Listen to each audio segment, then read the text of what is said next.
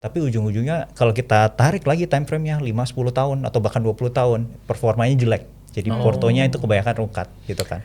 Nah ini menarik nih Vin, ini kita kalau ngeliatin IHSG ya saat ini, kan tadi Alvin juga udah bilang kalau IHSG-nya aja minus 30%, masa kita ngarepin mau cuannya 100%? Itu kan kalau IHSG, tapi sedangkan sekarang udah ada pembandingnya. Kalau kita investnya di bursa lain, bisa Bursa cuannya US. gara-gara dia indeksnya lagi naik gitu. Nah menurut Alvin sendiri, akhirnya melihatnya karena sekarang banyak orang yang migrasi, udahlah lebih baik investasi saham US aja. Ini sebenarnya berlebihan atau ya sebenarnya keduanya masih bisa saling memberikan keuntungan kok.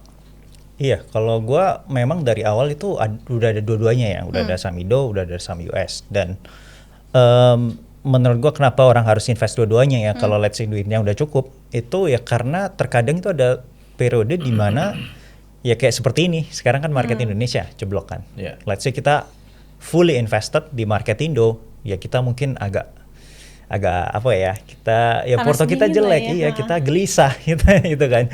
Tapi kalau kita ada saham US juga, dikala sekarang indeksnya naik ya, assuming kita outperform indeks dan porto kita bagus ya, kita nggak investasi ngamuran ya kan bagus.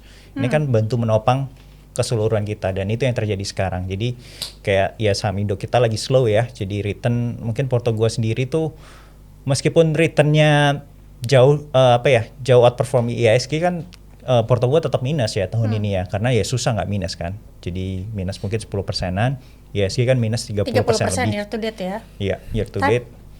Tapi kok menurut you IHSG yang sekarang turun karena ekspektasi investor retailnya terlalu berlebihan, valuasinya udah mahal, jadinya satu dan lain hal ketika banyak dana gede cabut, margin call dan lain-lain, atau karena memang di dalam negerinya ada sesuatu akhirnya bikin turun?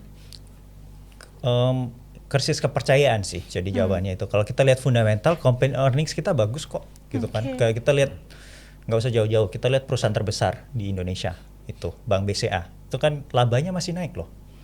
Labanya masih naik, meskipun ya single digit tapi kan masih naik gitu kan.